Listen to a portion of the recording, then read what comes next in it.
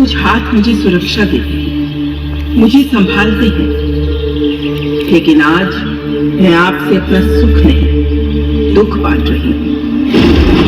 मेरा दुख है अंग्रेजों ने बाहरी लोगों को हमारे जंगलों में बसाकर हमारी संपदा को लूटने का काम किया है। उन्होंने यहाँ हमारे शोषण की बुनियाद रखी और इमारतें बनाई। उनकी बनाई हुई ये इमारत, जिसे उन्होंने नाम दिया रांची जेल, मेरी अस्मिता, मेरी पहचान, मेरे अस्तित्व के लिए लड़ने वाले योद्धा भगवान बिरसा मुंडा को बेड़ियां डालकर अपराधी बनाकर यहाँ इस जेल में डाल दिया गया। अंत में अपने प्राणों का बलिदान कर अमर हो गए। यहाँ मैंने अपनी गोद में अपने लाल, अपने सपूतों का साहस देखा, उनके आंसू देखे, उनकी पीड़ा देखी और इस दुख ने मुझे ये भी ज्ञान दिया कि इंसान अपने लालच, अपनी भूख से कितना नुकसान, कितना विनाश कर सकता है। अपने इस दुख के अंधेरे से कुछ पल के लिए निकलती हूँ तो अपनी पहचान के पुराने वक्त से जुड़ जाती हूँ। करोड़ों साल पहले मेरे अंदर की खनिज संपदा फूटे हुए लावे, कोयला और लोहे के रूप में बाहर आए। फिर साल के जंगल और उन जंगलों में नाना प्रकार के प्राणी भी अनुकूलित हो गए। फिर यहीं पर सबसे पहले असुर समुदाय ने लोहा पिघलाकर लोहे के शस्त्र बनाए। धीरे धीरे यहाँ राजकीय व्यवस्थाएं विकसित हुई। पाल वंश के पश्चात पलामू से शाहबाद तक चेरो शासकों ने 12वीं से लेकर 19वीं सदी तक शासन किया। दक्षिण छोटा नागपुर में महाराजा मदरा मुंडा ने उत्तराधिकारी के रूप में शासन की बागडोर नागवंशी शासकों को सौंप दी। इसी तरह उत्तरी छोटा नागपुर में संताल और खेरवार शासन व्यवस्था और मानभूम जंगल महाल में भूमिक समाज शासक के रूप में उभरे। मेरी गोद में अंकुरित आदिवासी समाज मुझसे आस्था और स्नेह की डोर बांधे अपनी बनाई व्यवस्था में चल रहा था। यहाँ जीवन था, आस्था थी, उत्सव थे, आनंद था, सब कुछ अपने और प्रकृति के अनुरूप।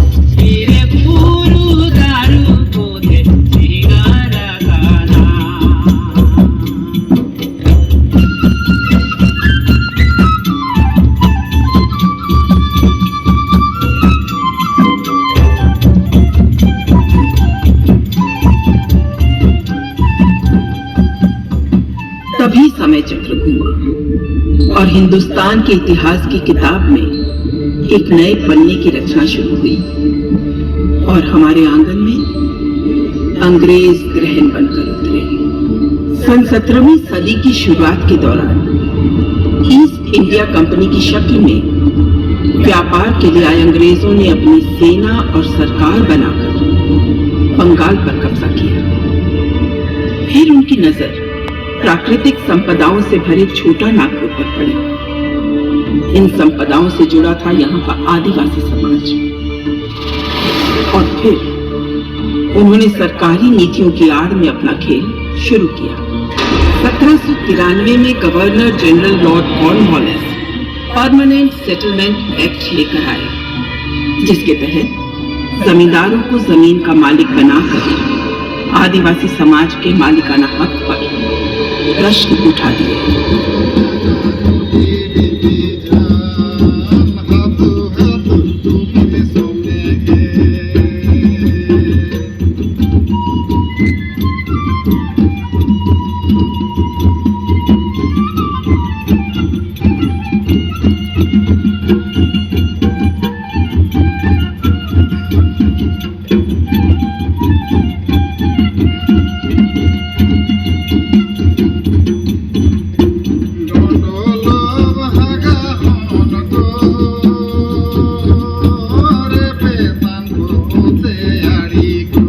1914 के दौर के आंदोलनों में समाज की पीड़ा और प्रतिरोध के स्वर एक साथ गूंजे, जिन्हें दबाने के लिए अंग्रेजों ने अपनी पूरी ताकत झोंक दी। लोगों को यातनाएं देने के लिए पुलिस चौकियां बनवा दी। लेकिन धरती के साहसी वीरों ने अंग्रेजों को बता दिया कि वो उनके गलत इरादे को यहाँ कभी कामयाब नहीं होने देंगे। उन्हीं वीरों में से एक थे वीर बुद्धू भगत। रांची जिले के गांव सिलगाई के निवासी वीर बुद्धू भगत ने भोमुंडा उराव विद्रोह, जिसे कोल विद्रोह कहा गया, उसमें बड़ी भूमिका निभाई। उन्होंने अपने समर्थक क्रांतिकारियों को पारंपरिक शस्त्रों से लड़ने की नई शैली सिखाकर उन्हें अंग्रेजों के सामने मजबूती से खड़ा किया। उन्हें गिरफ्तार करना अंग्रेजी सरकार के लिए चुनौती बनी हुई थी। एक बार जब अंग्रेज सरकार इन्हें गिरफ्तार करके चिरोया ले जा रही थी, तब जोर की आंधी ने अंग्रेजों का खेल बिगाड़ दिया। क्रांतिकारियों ने इसका लाभ लिया और वो भगत को वहां से निकालने में कामयाब हो गए। चिड़ी हुई सरकार ने और ज्यादा तैयारी से उन्हें सिलगाई में घेरा। यहाँ उनके तीनों पुत्र उदयकरण, जलधर, गिरिधर, बेटियां रुनिया चुनिया एवं भाई भतीजे लगभग 150 से 200 क्रांतिकारियों की शहादतों के बाद क्रूरता पूर्वक वीर बुद्धू भगत का सर कलम कर दिया।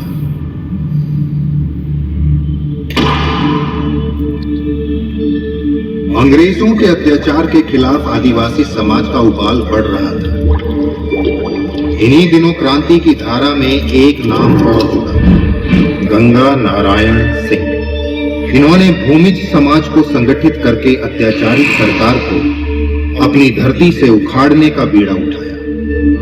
गहरी समझ, साहस और कुशल रणनीति के बल पर गंगा नारायण सिंह ने सरकार को यह एहसास दिला दिया कि समाज अपनी धरती, अपने स्वाभिमान की लड़ाई में मर भी सकता है और मार भी सकता है। गंगा नारायण का प्रभाव बढ़ रहा था और दूसरे समाज के लोग भी इस धारा से जुड़ने लगे थे। बस अंग्रेजों ने इस नाम को पूरी तरह से मिटाने की ठान ली। देश का दुर्भाग्य कि उस समय कुछ सरकारी नुमाइंदों के अलावा हमारे शासक जमींदार भी अपने सुख और लालच के लिए अंग्रेजों के घुटनों पर बैठकर उनका साथ दे रहे थे। ठाकुर चेतन सिंह ने अंग्रेजों के इशारे पर षड्यंत्र रच के गंगा नारायण की हत्या कर दी और शहीद गंगा नारायण का सर काटकर कप्तान विल्किंसन के पास भेजा। इस प्रकार अपनी धरती की लड़ाई लड़ते हुए एक और योद्धा गंगा नारायण सिंह शहीद हो गए। 1831-32 के क्रांति के इस दौर में भोमुंडा समाज का बड़ा योगदान रहा है। इस समाज के हो मुंडा उराव उलगुलान की कमाल संभाली सिंहभूम जिले के एक गांव राजबासा के पोटोह ने। पोटोह ने अपने साथ देवी हो, बोरा हो, नारा हो, बड़ाई हो और भुगनी हो जैसे योद्धाओं को जोड़कर अंग्रेजों के खिलाफ आंदोलनकारियों की एक फौज बनाई। ये फौज अंग्रेजों को बड़ा नुकसान पहुंचा रही थी। 18 नवंबर 1837 को सिरिंसिया घाटी में अंग्रेजी सरकार और फौज के बीच एक बड़ी लड़ाई हुई। इस लड़ाई में कुछ आंदोलनकारी तो शहीद हुए, लेकिन कई सिपाही भी मारे गए। आंदोलनकारियों की इस तरह से उग्र होकर बर्ताव करने की ये पहली घटना थी। शिकस्त से मार खाई सरकार तिलमिला उठी। उस सरकार ने इस समाज पर अपने अत्याचार बढ़ा दिए। लोगों को यातनाएं दी गई, गांव को आग लगा दी गई। आखिरकार सरकार भय का माहौल बना के षड्यंत्र रच के इस आंदोलन पर अंकुश लगाकर अपने मंसूबे में कामयाब हुआ। यहाँ उसने हो समाज के लड़ाकू योद्धाओं को गिरफ्तार कर लिया और उन्हें फांसी पे चढ़ा दिया। फोटो हो, बढ़ाई हो और नारा हो को 1 जनवरी 1838 को जगन्नाथपुर में और गोरा हो और पांडुआ हो को 2 जनवरी 1838 को सिरंसिया घाटी में फांसी दे दी गई। सरकार यही नहीं रुकी, उसने ऐसे ही कई हो वीरों पर झूठे अपराध लगाकर उन्हें जेल में डाल दिया। इन वीरों का त्याग और बलिदान एक और मशाल बन गया, सरदारी आंदोलन और बिरसा के उलगुलान का। सरकार को घुटने टेकने पड़े। उसने अपनी नीतियों में बदलाव करके इनकी मांग को मंजूरी देते हुए विल्किंसन एक्ट की नींव रखी।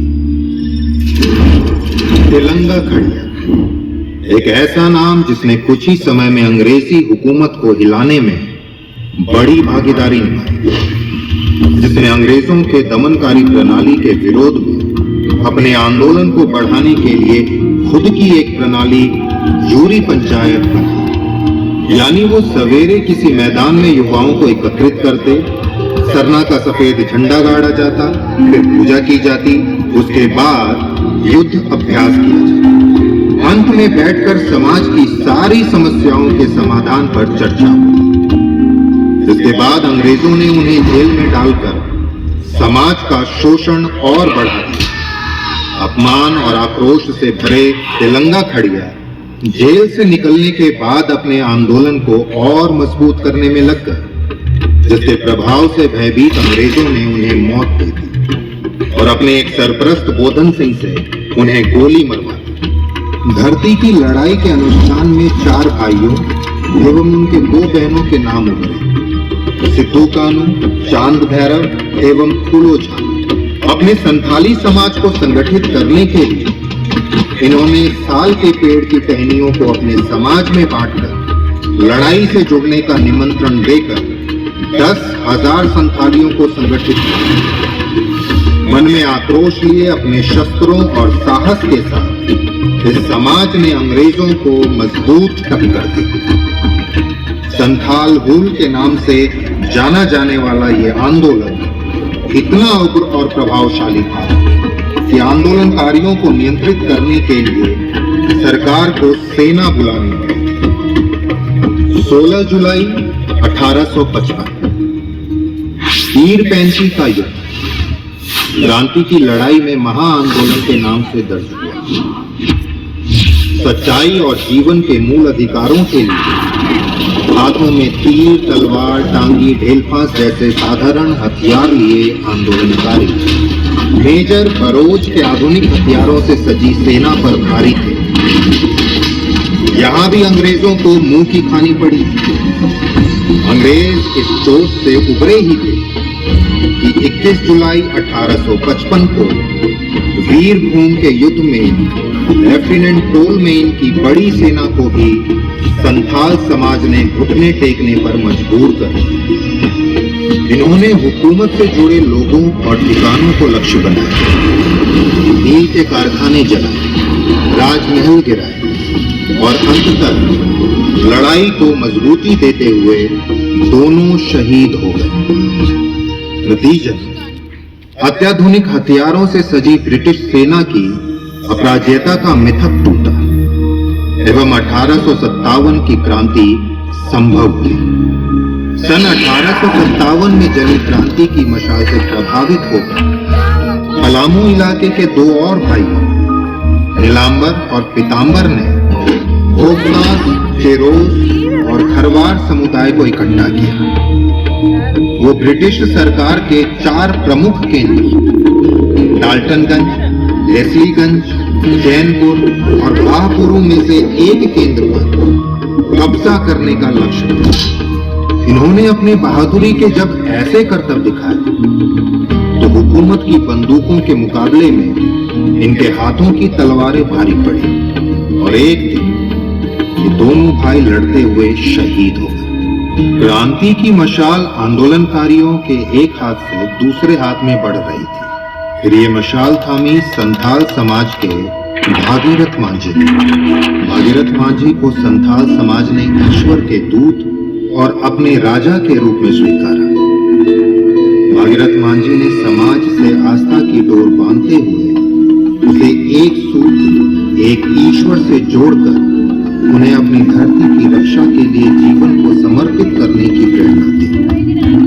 भागीरथ मांझी के बढ़ रहे प्रभाव को देखते हुए सरकार ने उन्हें गिरफ्तार करके जेल भेज दिया और एक दिन भागीरथ मांझी ने भी अपने जीवन को निछावर करके क्रांति की इस लड़ाई में महत्वपूर्ण योगदान देने का काम किया। गुरु रघुनाथ भुइया के मार्गदर्शन में समाज की लड़ाई को आगे बढ़ाने वाले सिंहभूमि जिले के मामा भांजे दिवा और किसुन थे।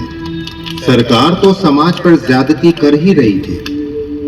हमारे कुछ प्रशासक भी ज्यादतियों में सरकार का साथ दे रहे थे। सिंहभूमि के भासक राजा विक्रम सिंह भी उन्हीं में से एक थे।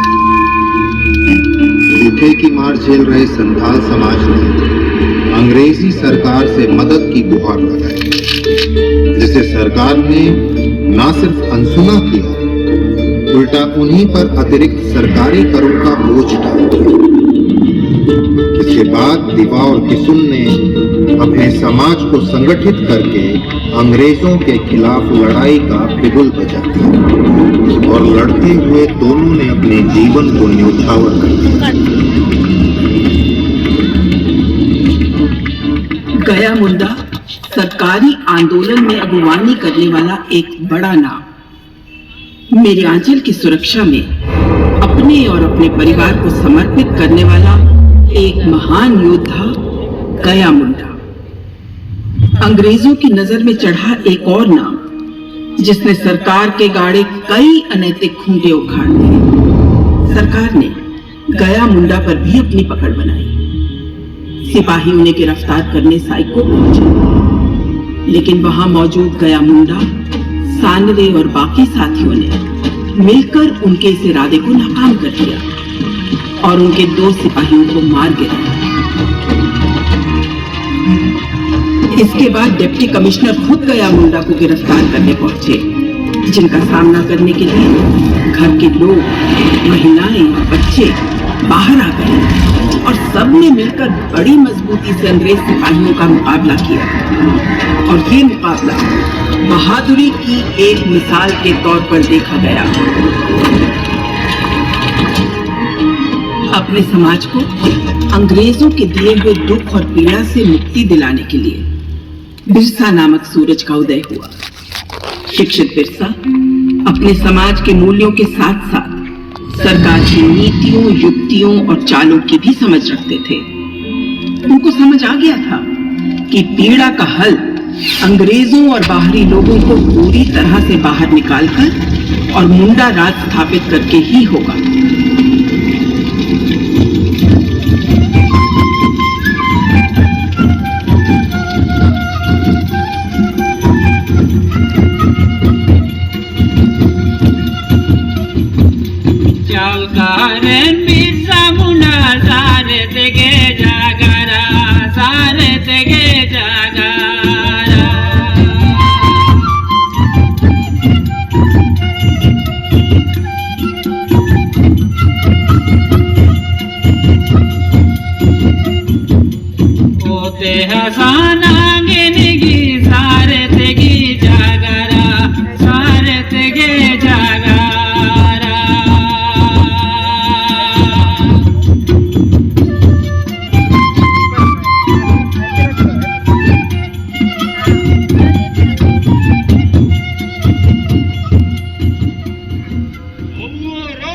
फिर उन्होंने अबुआ दिसुम अबुआ राज का नारा दिया।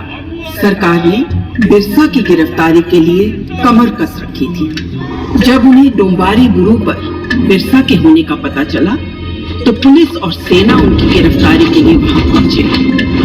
यहाँ बिरसा के अनुयायियों ने अपने साहस और पराक्रम के बल पर अंग्रेजों को शिकस्त दी। यहाँ तिलमिलाए सिपाहियों ने लाशें बिछा दी, फिर भी वो बिरसा को पाने में नाकाम रहे।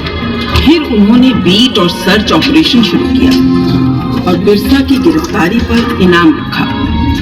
सरकार समाज को भय और यातनाएं देकर बिरसा तक पहुंचना चाहती थी और एक दिन वो अपने इस मंसूबे में कामयाब हो गई। एक भगवान, एक योद्धा के नाम के साथ अपराधी जोड़कर उन्हें जेल में डाल दिया।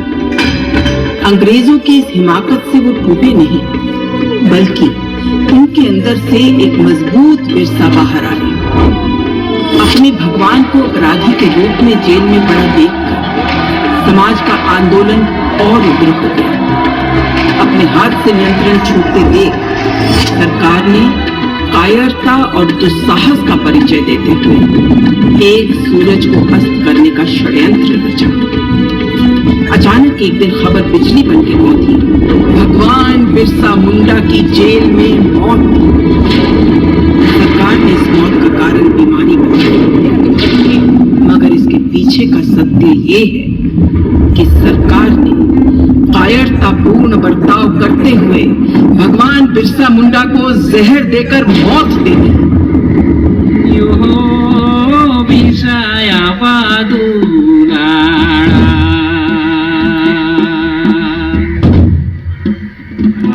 मालेले आदे के रे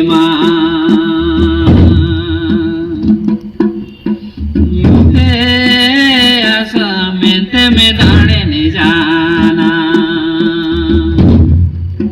यो बाबा बिरसा दुलाड़ा या मालेले आदे के रे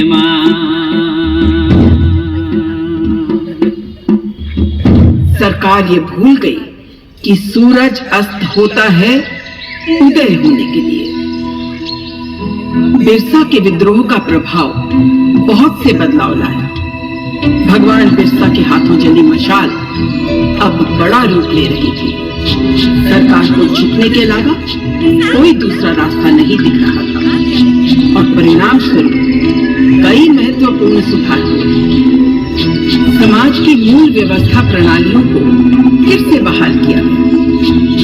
सरकार ने समाज की समस्याओं के निवारण के लिए गुमला और खूंटी को सब डिवीजन बनाया। सरकार CNT एक्ट 1908 लेकर आई। जंगलों में बाहरी लोगों के बसने पर प्रतिबंध लगा। नीतियों में सुधार करके समाज को उनकी भूमि के अधिकार वापस दिए गए। इसके बाद गुमला विष्णुपुर के जतरा टाना भगत की